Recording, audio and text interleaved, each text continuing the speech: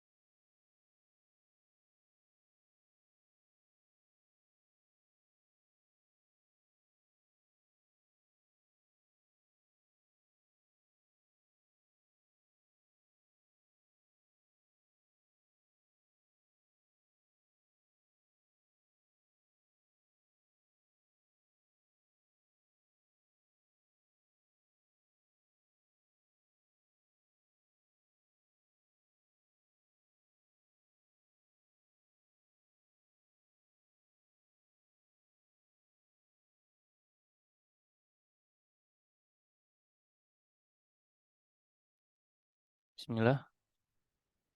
Assalamualaikum warahmatullahi wabarakatuh.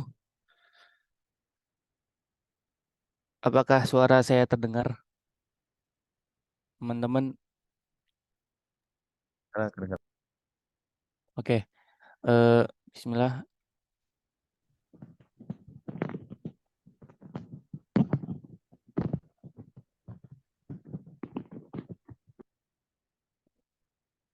Ini dari kelompok 3 ya. Dari kelompok 3 izin mempresentasikan eh, rangkuman yang telah kami buat. Bismillah. Assalatu wassalamu ala rasulillah ba'du. Segala puji hanya bagi Allah yang telah memberikan kita eh, kesempatan untuk bisa berkumpul kembali untuk menuntut ilmu. Yang pertama di sini kita dapat tema dunia yang damai dengan paradigma Quran. Langsung aja kerangka dasar ajaran Islam. Islam pada hakikatnya adalah aturan hakikatnya adalah aturan atau undang-undang Allah yang terdapat dalam kitab Allah dan sunnah Rasulnya, it- yang meliputi perintah dan larangan serta petunjuk supaya menjadi pedoman hidup dan kehidupan umat manusia guna kebahagiaannya di dunia dan akhirat. Secara umum, aturan itu dibagi menjadi tiga hal pokok, yaitu akidah, syar'i, dan akhlak. Yang pertama akidah. Akidah adalah sistem keyakinan yang mendasari tes. Suara saya kedengaran kan ya? Nah,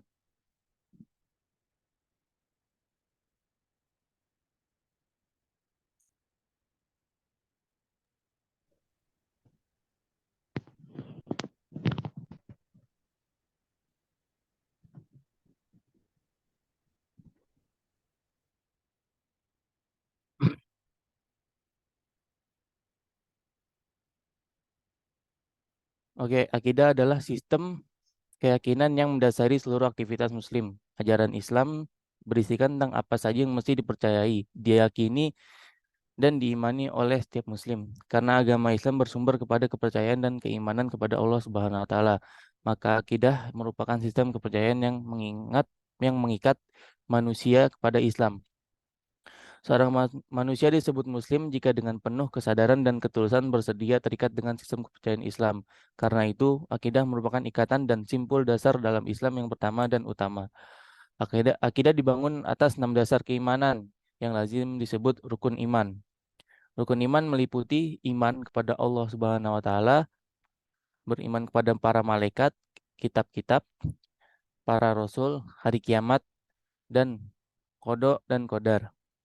Allah berfirman dalam Quran surat An-Nisa ayat 136 yang artinya, wahai orang yang beriman, tetaplah beriman kepada Allah dan Rasulnya, dan kepada kitab yang diturunkan kepada Rasulnya, serta kitab yang diturunkan sebelumnya. Barang siapa yang ingkar kepada Allah, malaikatnya, kitabnya, Rasulnya, hari kemudian, maka sesungguhnya orang itu telah sesat sejauh-jauhnya. Berdasarkan 6 fondasi tersebut, maka keterikatan setiap muslim yang semestinya ada pada jiwa setiap muslim adalah A.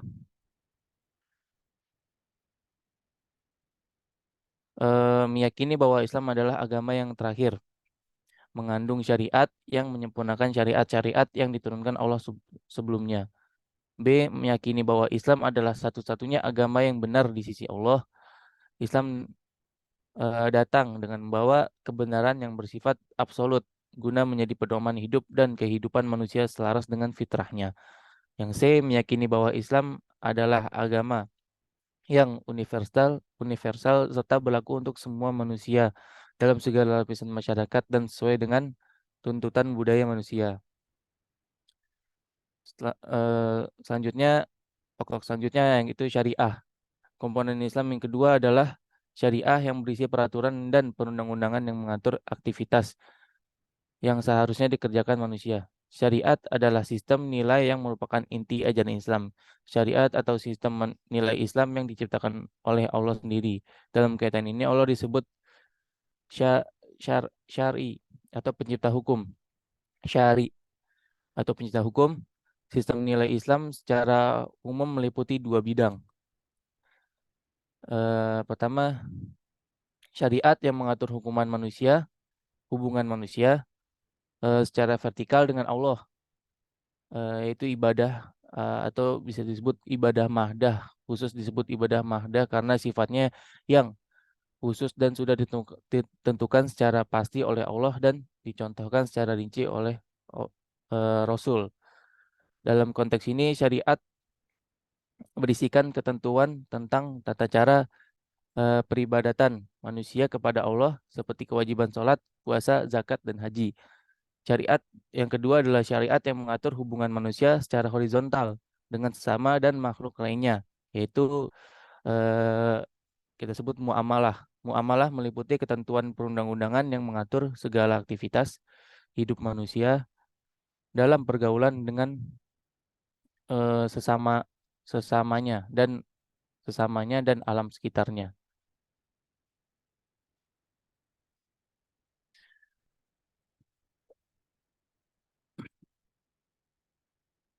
Ajaran ini sesuai dengan ajaran Islam tentang tujuan diciptakannya manusia supaya beribadah pada Allah. Allah berfirman dalam Quran surat Az-Zariyat ayat 56, dan tiadalah aku ciptakan jin dan manusia kecuali supaya beribadah kepadaku.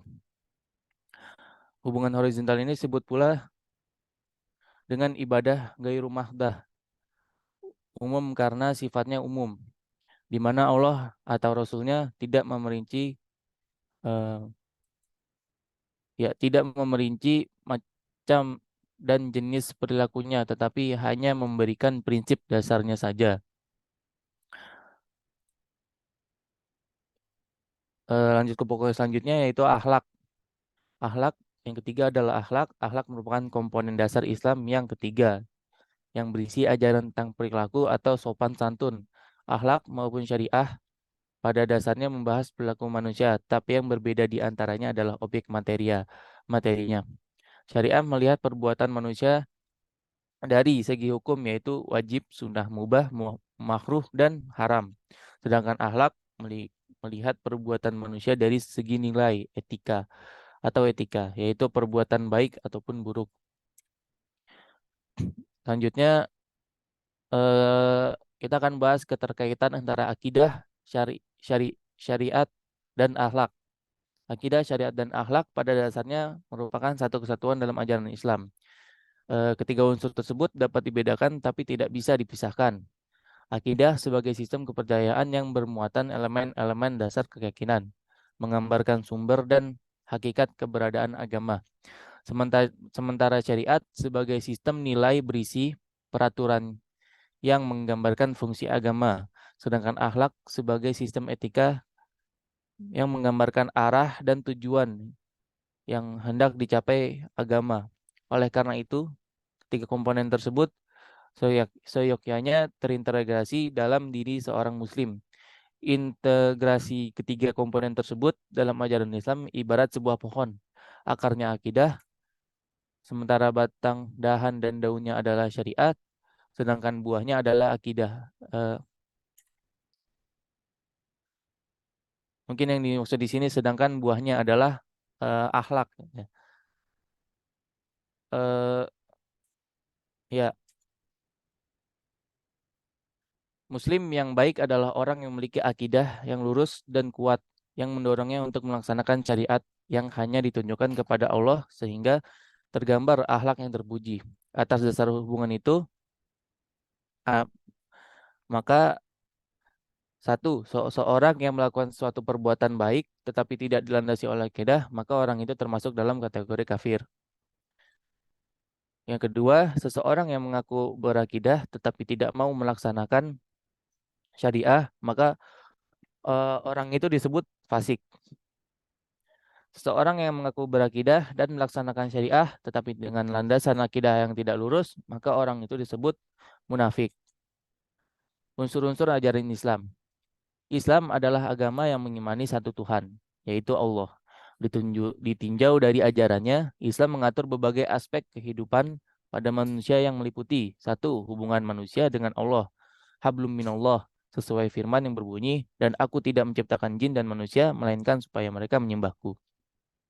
Yang kedua, hubungan manusia dengan manusia, hablum minan nas, sesuai firman yang berbunyi, dan tolong menolonglah kamu dalam mengerjakan kebajikan dan takwa, dan janganlah tolong menolong dalam berbuat dosa dan permusuhan.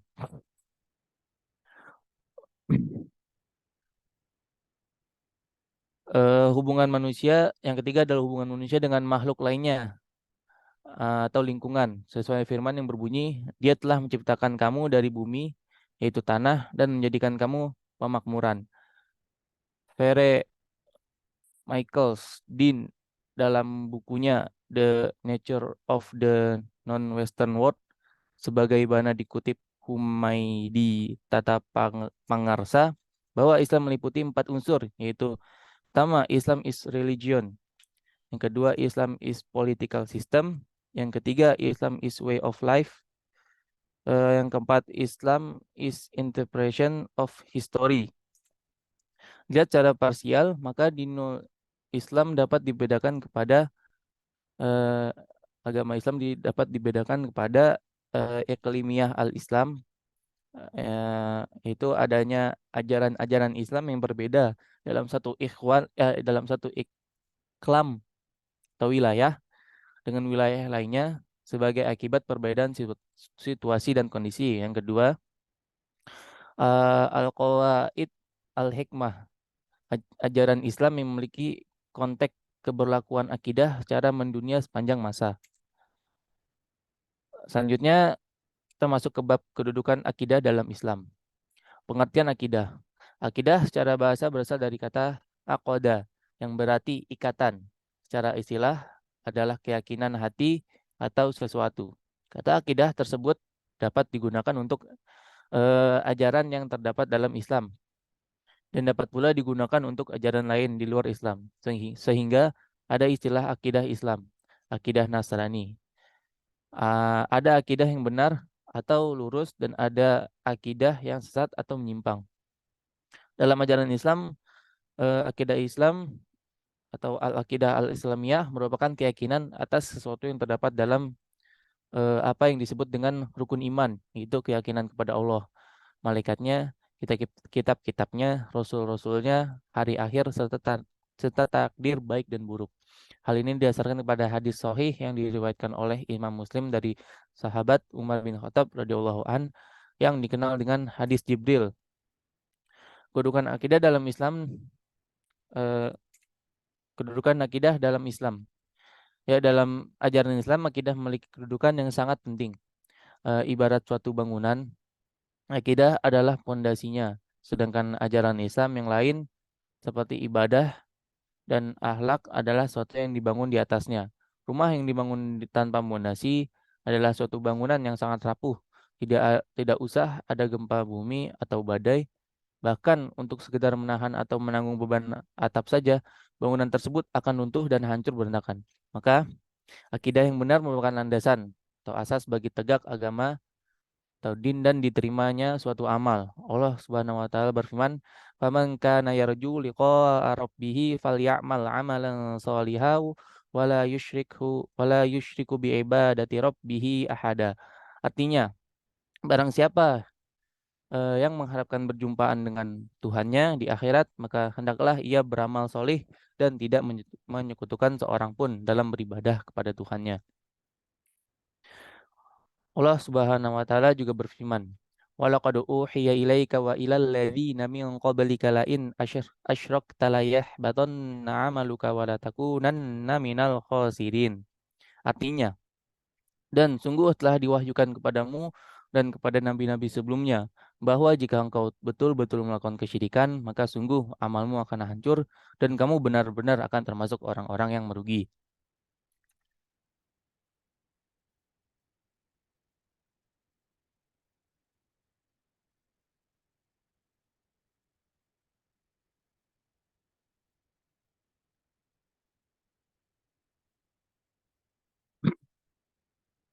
Mengingat pentingnya kedudukan akidah di atas, maka para nabi dan rasul mendahulukan dakwah dan pengajaran Islam dari aspek akidah sebelum aspek yang lainnya.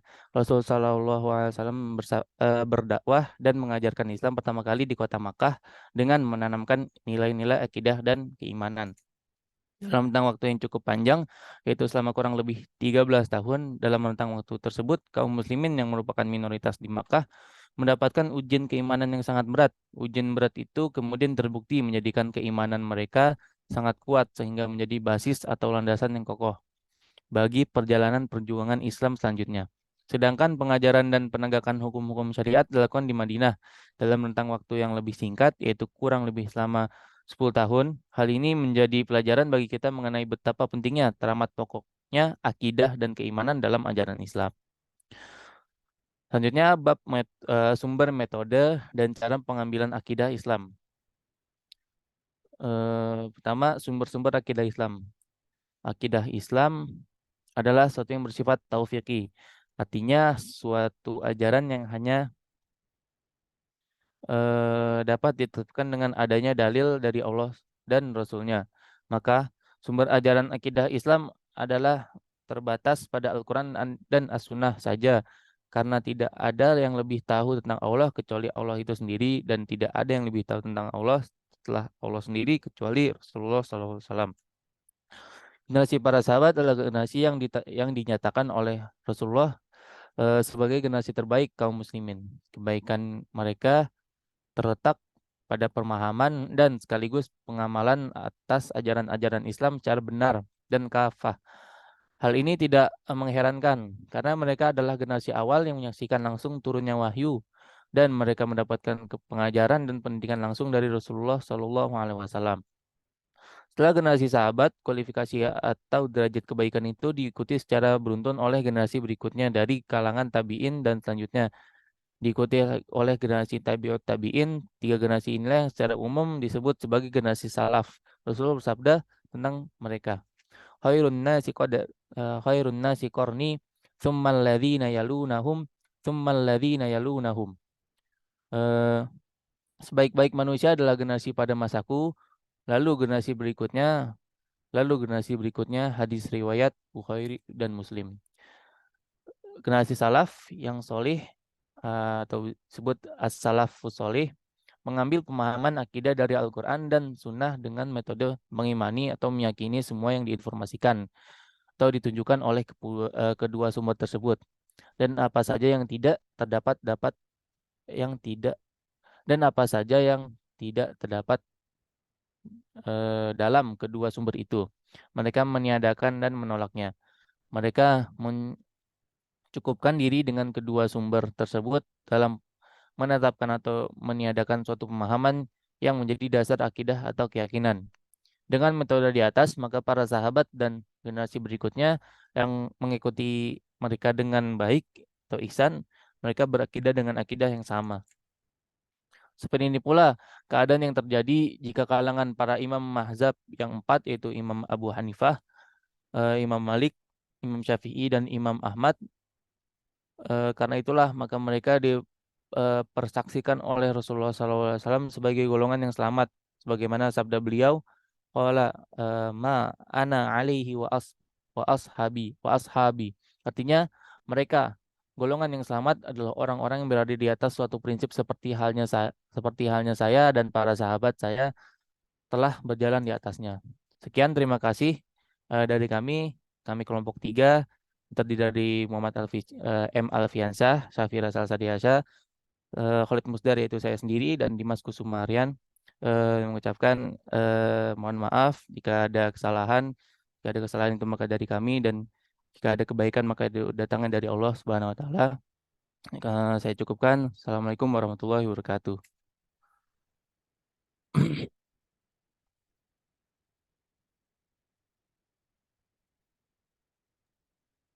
Ya, Waalaikumsalam warahmatullahi wabarakatuh.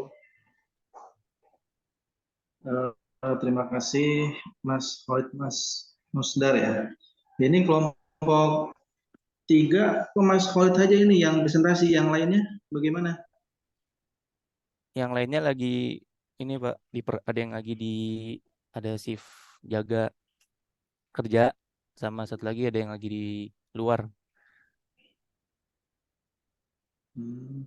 Kita kan berempat.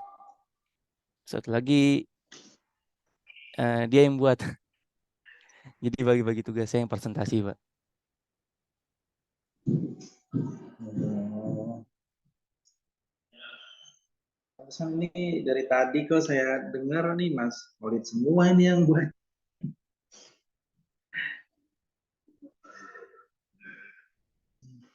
Oke, baik teman-teman. Dibuka sesi diskusi ya untuk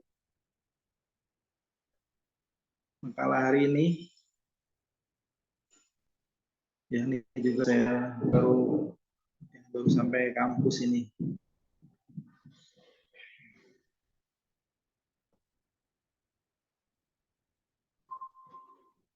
Ya, mungkin ada yang ingin ditanyakan.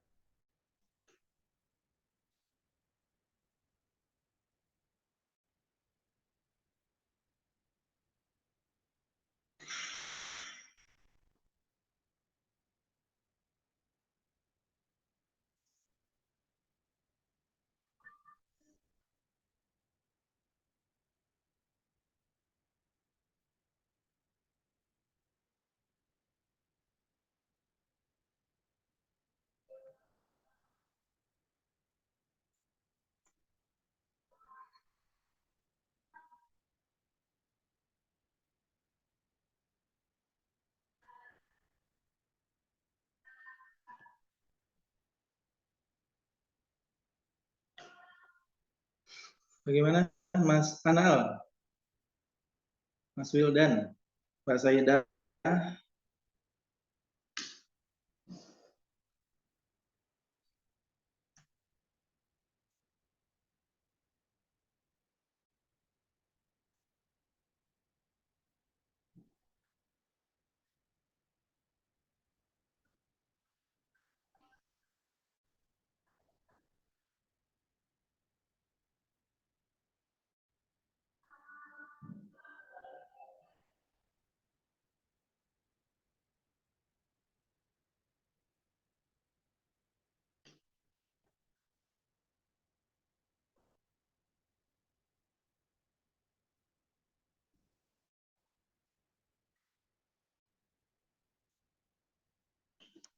Ya, ditunggu sebentar ya.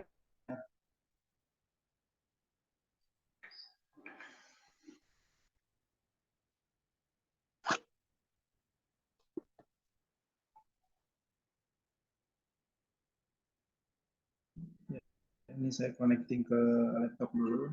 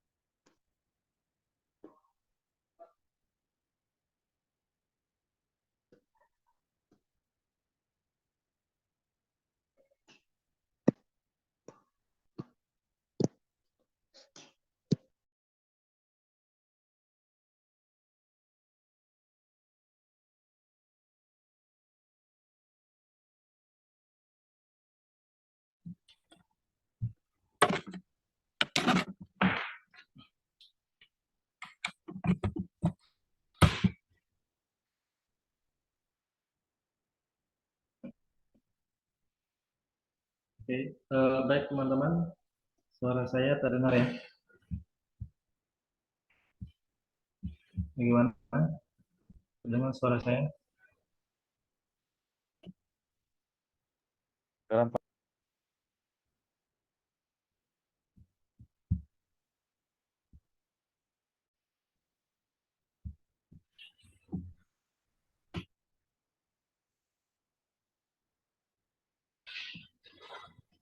Baik, tadi Mas Walid ya.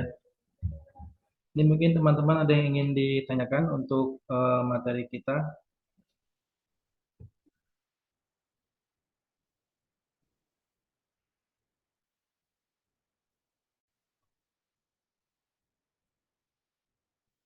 Oke, baik, di sini saya ingin menambahkan sedikit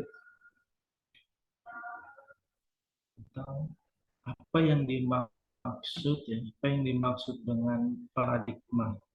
Mungkin kalian pernah mendengar paradigma Quran, ya.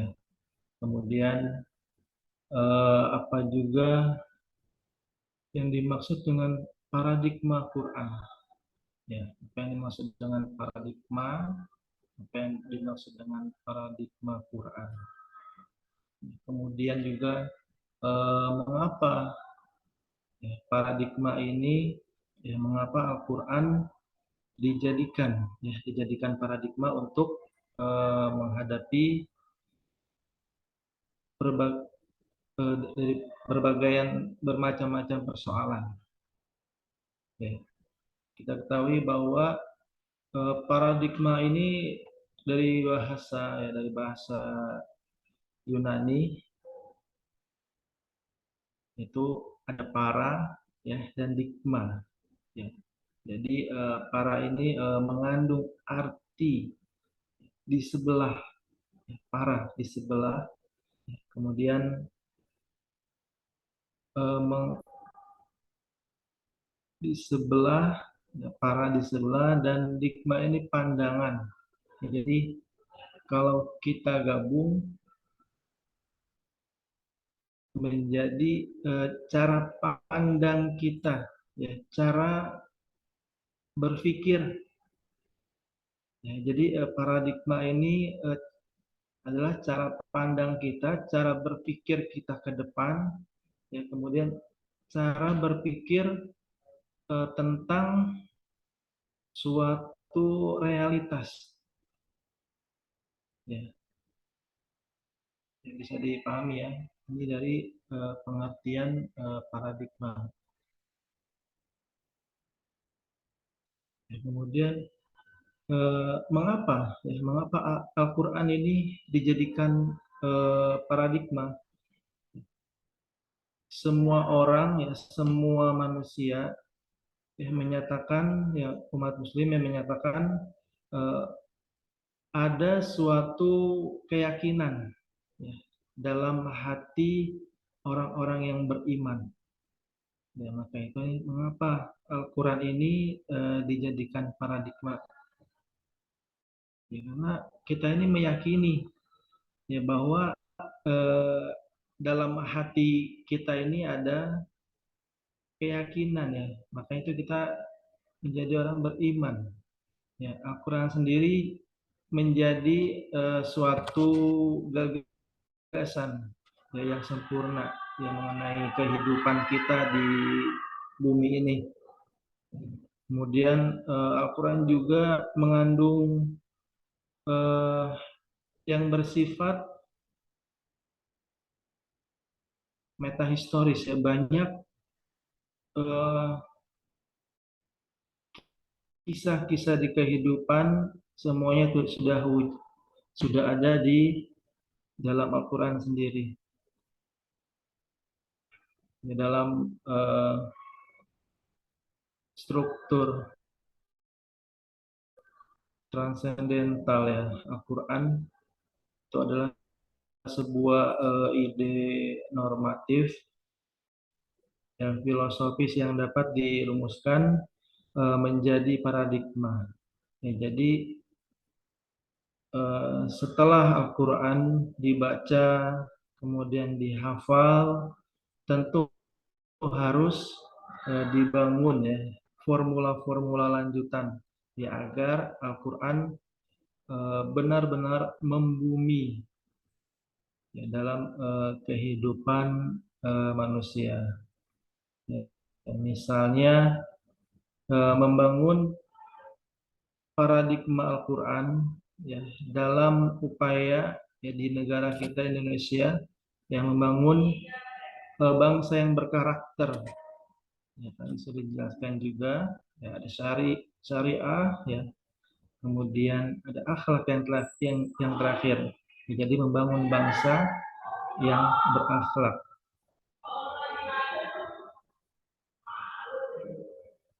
Ya, kemudian mengapa sih paradigma Quran ini sangat penting bagi kehidupan modern, ya, pada saat ini? Ya, kita ketahui bahwa Al-Quran bagi umat Muslim, ya, kita sudah tahu adalah sebagai primer, ya, sumber primer dari segala segi kehidupan. Ya, Al-Quran juga sumber ajaran teologi, ya, sumber ajaran hukum,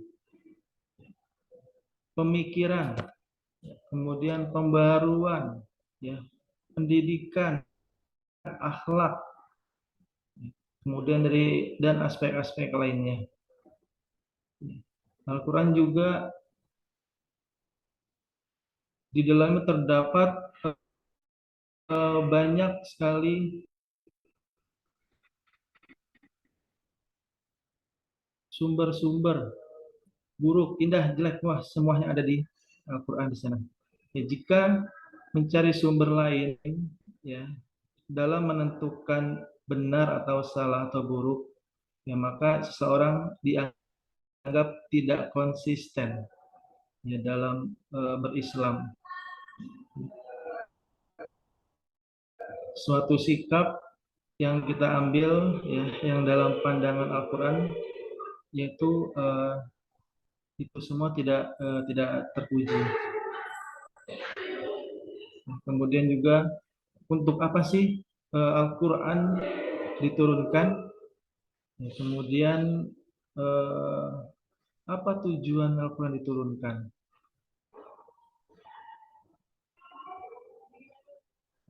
Yang pertama, Al-Quran diturunkan untuk meluruskan akidah kita, meluruskan akidah manusia. Kemudian meneguhkan kemuliaan, ya, kemuliaan hak-hak asasi, ya. Kemudian eh, mengarahkan manusia untuk beribadah secara baik dan benar kepada Allah Subhanahu wa taala. Kemudian mengajak manusia untuk mensucikan rohani kita, jasmani kita. Kemudian membangun rumah tangga yang sakinah dan menempatkan posisi yang terhormat untuk para wanita. Kemudian juga membangun umat, ya, membangun umat menjadi saksi atas kemanusiaan. Ya. Kemudian juga mengajak manusia agar saling tolong menolong. Nah, ini adalah eh, mengapa Al-Quran diturunkan. Ya, di sana ada banyak, kurang lebih ada 7, ya, ada 7 macam, ada 7 poin yang bisa kita ambil. Di poin pertama itu tentang meluruskan akidah manusia. Ya, dari kalau kita membahas secara rinci, menjaga akidah ini eh, mencakup aspek-aspek, yaitu ya, yang pertama seperti menegakkan tauhid kita, ya, tiang-tiang kita, ya, menegakkan tiang-tiang tauhid kita sebagai landasan beragama. Kemudian menghilangkan, ya, keraguan, ya, dari persepsi manusia. Kemudian menjelaskan akidah bagi orang-orang yang membenarkannya. Ini tambahan dari saya. Mungkin ada teman-teman yang ingin menambahkan juga.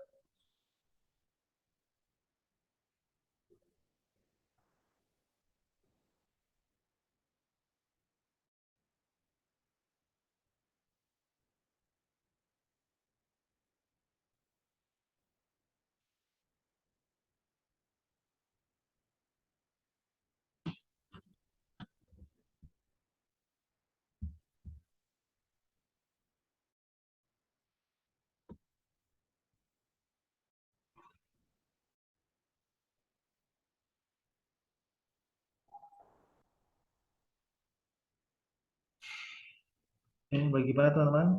Ada yang ingin ditanyakan?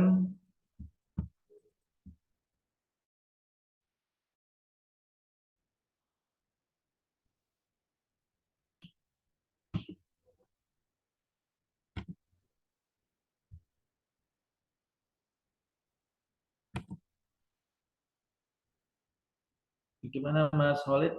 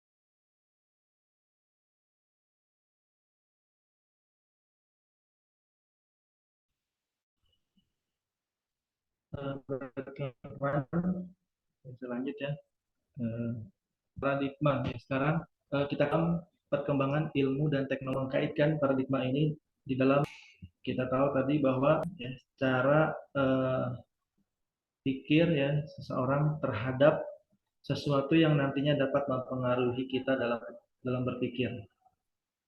Ya, jadi peran pertama yang diaplikasikan Al-Quran ya, dalam ilmu pengetahuan dan teknologi itu adalah akidah. Akidah Islam ya harus dijadikan dasar ya, basisnya segala konsep dan aplikasi. Ya. Dari paradigma Al-Quran ya ini seharusnya diterapkan oleh kaum muslimin, ya, oleh kaum muslim semua, umat muslim. Ya, jadi saat ini bukan paradigma sekuler ya yang ada pada zaman sekarang. Namun di sini perlu kita pahami bahwa ketika akidah Islam dijadikan landasan ilmu pengetahuan dan teknologi, ya bukan berarti konsep-konsep iptek yang harus bersumber dari Al-Quran dan hadis. Tetapi maksudnya adalah konsep iptek harus distandarisasi ya, benar salahnya dengan tolak ukur Al-Quran dan hadis ya, dan tidak boleh bertentangan dengan keduanya di antara ilmu pengetahuan kemudian dengan Al-Quran dan hadis. Ya, jadi yang dimaksud menjadikan Al-Quran sebagai landasan ilmu pengetahuan dan teknologi ya bukan berarti konsep iptek wajib bersumber kepada Al-Quran dan hadis. Ya, tapi yang dimaksud adalah bahwa iptek wajib berstandar pada Al-Quran dan hadis. Ya, singkatnya Al-Quran dan hadis adalah standar iptek. Ya, iptek ilmu pengetahuan ya bukan sumber iptek. Ya, Al-Quran dan hadis ya adalah standar iptek ya bukan sumber iptek. Ya, artinya apapun konsep ilmu pengetahuan dan teknologi yang dikembangkan harus sesuai dan tidak boleh bertentangan dengan Al-Quran dan hadis tersebut. Ya. Jika suatu konsep ilmu pengetahuan yang bertentangan dengan Al-Quran dan hadis, maka konsep itu berarti ya, harus ditolak. Jadi Al-Quran dan hadis ini adalah standar ya, standar iptek ya, bukan sumber. Ya. Ini untuk paradigma Qurani dalam perkembangan iptek. Ya, kemudian adapun peran Al-Quran, ya peran Al-Quran dalam perkembangan ilmu teknologi, yaitu bisa dibagi dua macam. Ya, yang pertama, ya, peran Al-Quran yang utama dalam perkembangan iptek itu ada dua macam. Ya, yang pertama menjadikan Al-Quran ya sebagai paradigma pemikiran dan ilmu pengetahuan. Ya, yang pertama ya menjadikan Al-Quran sebagai paradigma pemikiran dan ilmu pengetahuan. Ya, kemudian yang kedua menjadikan syariah Islam sebagai standar penggunaan ilmu pengetahuan dan teknologi. Yang kedua ini menjadikan syariah Islam sebagai standar penggunaan iptek. Jika dua peran ini dapat dilakukan ya oleh seluruh umat Muslim ya, dengan baik, ya, maka akan ada berkah ya, akan ada keberkahan dari Allah pada umat Islam dan juga seluruh umat manusia. Ini untuk peran Al-Quran dalam perkembangan iptek. Ya, jadi man arada dunia fa'alaihi bil ilmi wa man aradal akhirah fa'alaihi bil ilmi. Ya, wa man arada kilahuma fa'alaihi bil ilmi. Ya, orang yang mau dunia berilmulah, ya. Orang yang mau akhirat berilmu. Orang yang mau keduanya dunia dan akhirat maka berilmulah. Nah, ini uh, peran Al-Quran dalam perkembangan iptek. Mungkin ini tambahan ya dari saya untuk PPT untuk makalah hari ini. Ya, untuk teman-teman ini masih stay ya. Ada 7.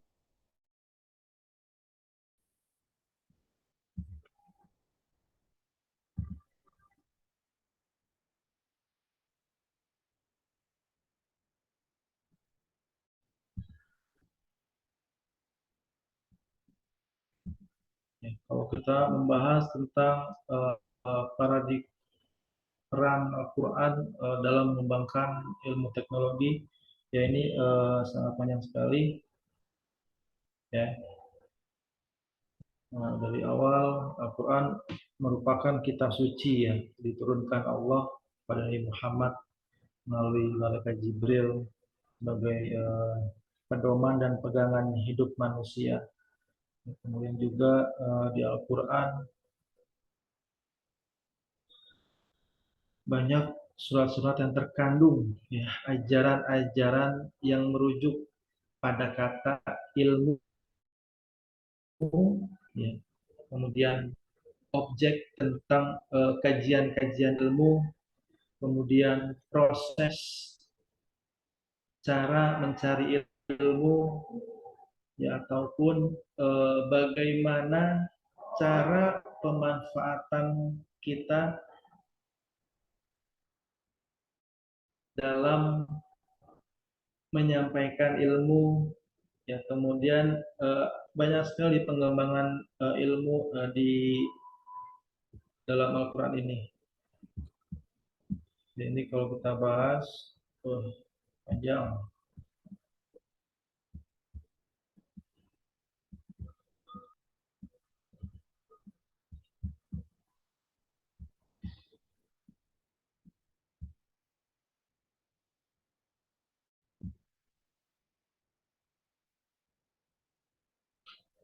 Ya, jadi Al-Quran ini dijadikan dijadikan para ilmuwan ya untuk kita berpikir, ya, untuk kita memandang dan kita mengamati ya, fenomena-fenomena alam semesta ciptaan Allah yang wajib kita pelajari,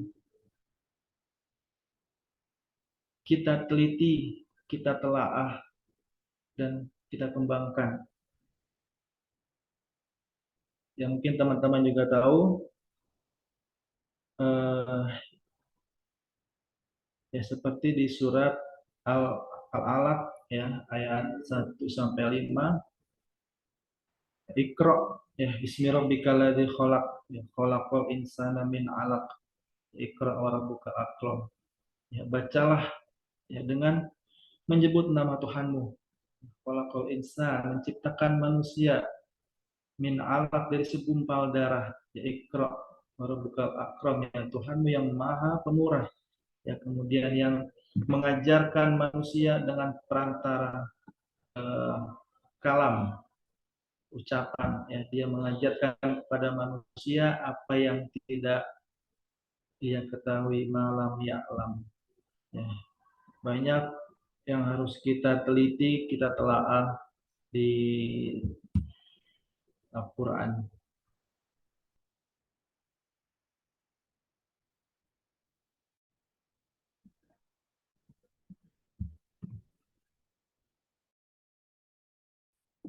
Baik teman-teman, insya Allah hari perkuliahan sekarang ini sebelum terakhir ya. Ya insya Allah minggu yang akan datang yaitu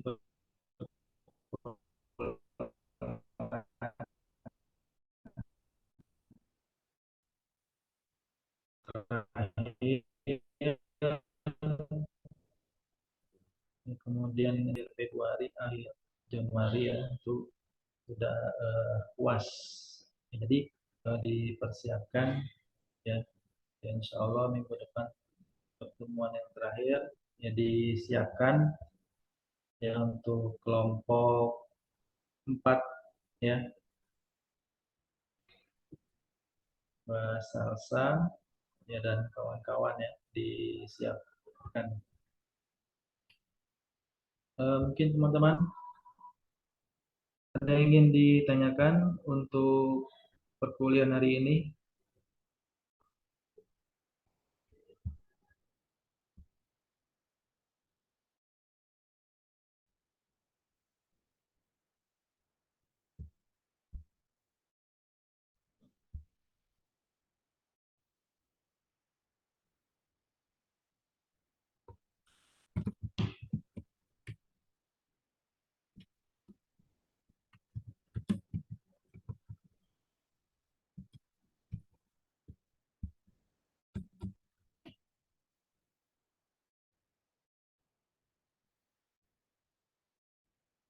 Tidak ada?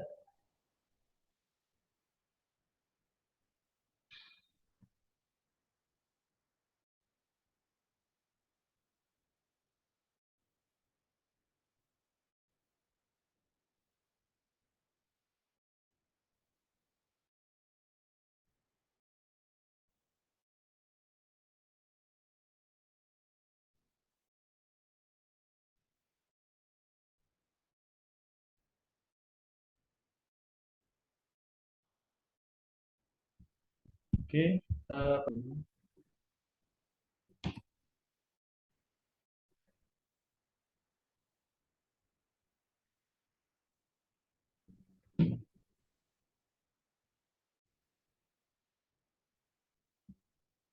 Oke. Baik teman-teman, terima kasih yang sudah hadir untuk hari ini. Ya, insya Allah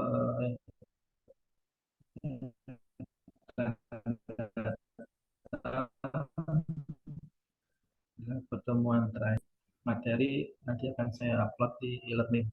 Nanti kalian bisa ya belajar di sana. Tidak ada yang ditanyakan ya sebelum saya akhiri.